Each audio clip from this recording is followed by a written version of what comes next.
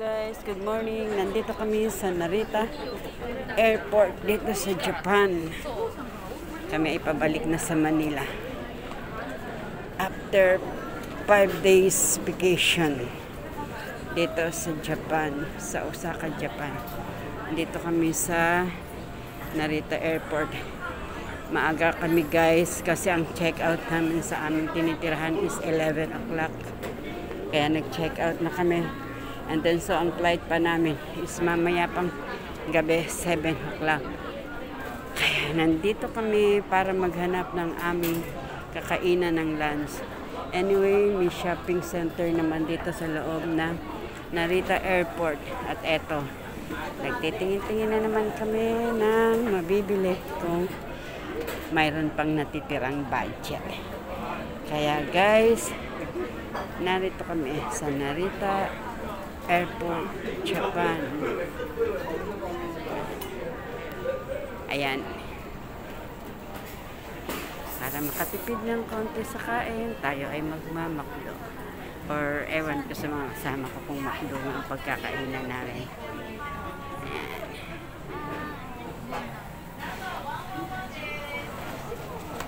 Original sticker. Yan, yung mga mahihilig sa sticker, original sticker. May neck pillow din sila. Ayun, ang aking mga kasama, ang aking anak at dalawang apo at yung kaibigan ng ka-office mate ng aking anak. Dito tayo sa McDo. Ayan. Kain tayo ng dinner. Lunch na.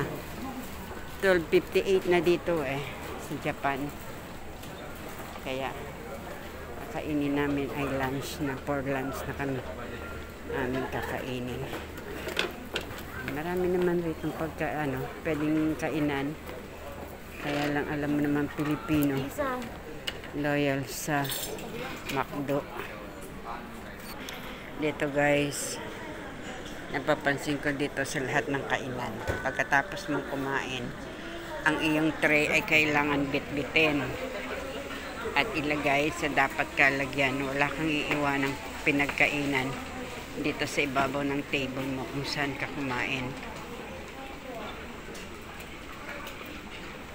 Kung saan ka kumain. Dito ka.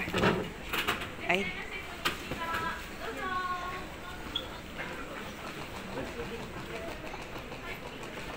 Ayan guys. Kaya ang mga lamesa dito, hindi nila kailangan ng crew na tagalikpit ng mga pinagkainan ng mga guests. Kaya kung ikaw ay kumain, patapos mong kumain, bitbitin mo ang tray mo, itapon mo yung pinagkainan mo at ilagay ang tray sa dapat kalagyan. Wala, kita mo. Itong table namin ito ay may kumakain dyan kanina. Pero ngayon ay malinis na. Talagang bit-bit nila ang kanilang mga pinagkainan. At itinapon na sa trascan. Kaya guys, ayun.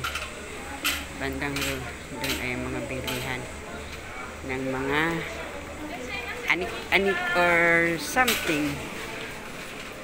Kaya guys, lunch muna tayo. Guys, ayan na, kumakain ng mga kasama ko. Ang McDo sa Pilipinas, McDo sa Japan. Hello guys, busy sila sa pagkain, dinner. Breakfast. Dumating na guys ang aking order. Okay. Kain na ng lunch.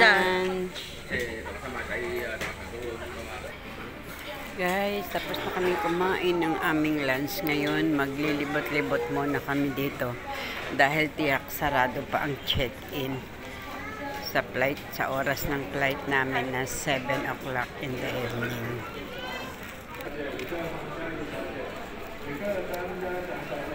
Maghahanap pa kami ng pupwestuhan namin kasi super aga talaga namin dito sa airport. Sa Narita Airport. Hindi naman kami pwede pang pumunta ng ibang lugar dahil napakalayo ng biyahe. Baka kami malate naman. It's better na nandito kami maaga kaysa kami malate sa flight namin. Dito na lang kami maghihintay. Marami namang mabibili rito kung may budget pa. May maganda namang makikita dito sa loob. Kaya dito na lang muna kami sa loob.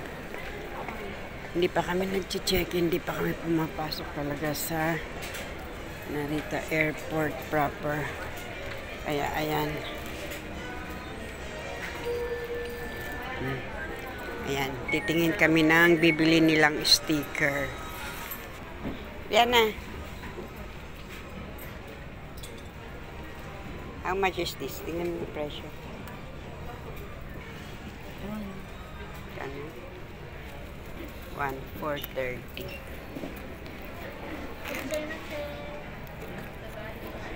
Tom and Jerry.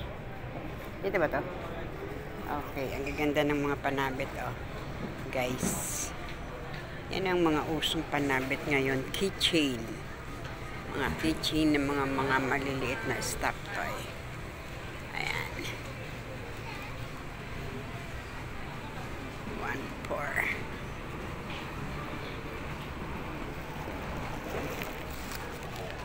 Yan.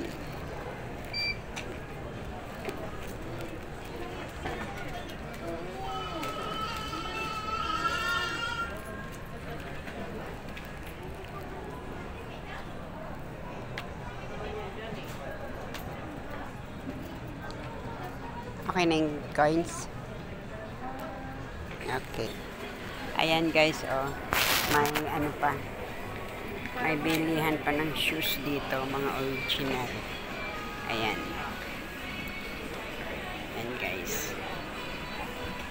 Converse, Japan exclusive. Ayan. Mamaya kasi pag nag-check-in kami, hindi na pwedeng mag-video doon eh. Bawal. Baka tayo hold sa immigration dahil sa video natin.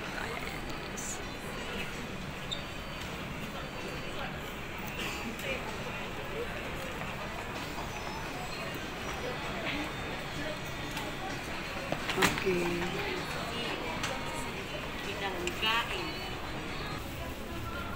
Oh guys, merong logo ng Starbucks.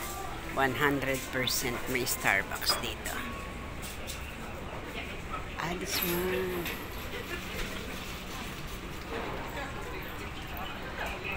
Ito pala guys ang Starbucks. Ayan, may mga mug sila na.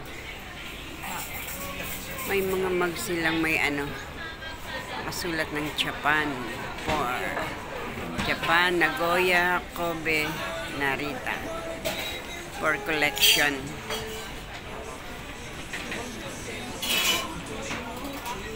Ayan guys, balik tayo sa Starbucks. Ayan. Yan ang mga usual na nasa Manila. Na ngayon ay nandito rin. Ayan. Ayan siya. Yung mga plus, mga lagayan ng tubig. Ayan guys. So, may mga mug na souvenir. Japan, Tokyo. Okay. Ayan.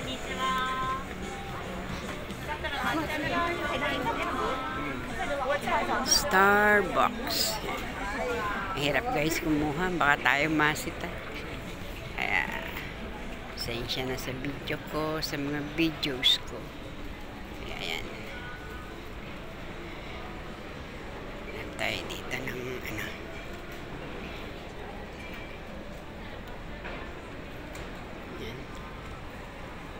smartphone ring. Ayan, mga smartphone ring. Ayan, oh.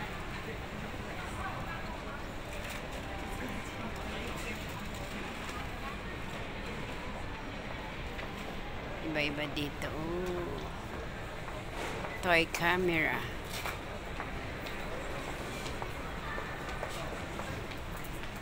Ayan.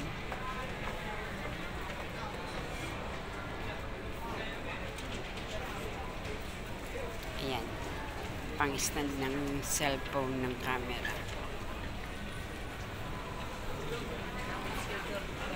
daming mabibili ditong mga gamit ng cellphone. Mahirap pumasok kung wala tayong bibilin, guys. Baka tayo masita. Ayan. Papakita ko sa inyo yung kabuuan ng ano. O let's say, hindi pa siya buo. Port ng ano, Narita Airport. Yun.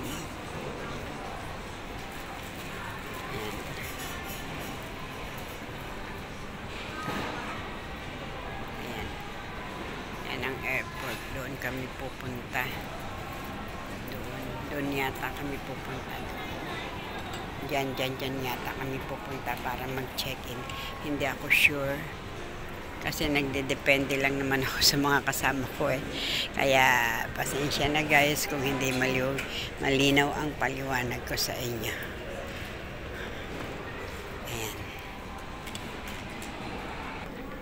Ayan guys, maglalakad-lakad kami at maghahanap kami ng tatambayan namin. Talagang super aga namin para mamayang 7 o'clock flight. Libot-libot lang muna. Sakaling may makitang mabili. Ay, glass. Di na tayo papasok sa mga butik. Tayo masita ng ito naman tayong bibiling mga ano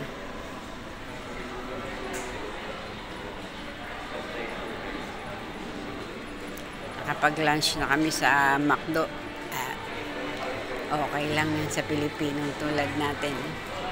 Ang importante nakakain ng lunch at nabusog.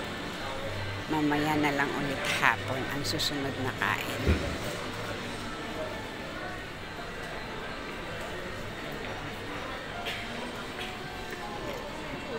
May mga bags din. Kaya lang, alam naman sa airport, mahal ang presyong turista. Kaya, tingin lang tayo.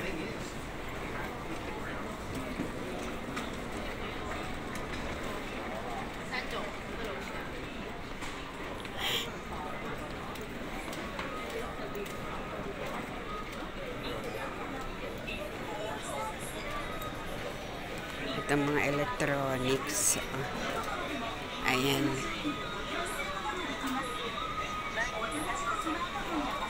Blower.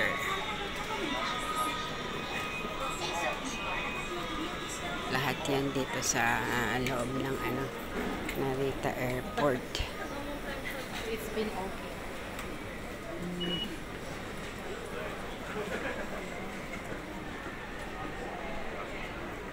Dito. Ayan guys, may accessories din sila.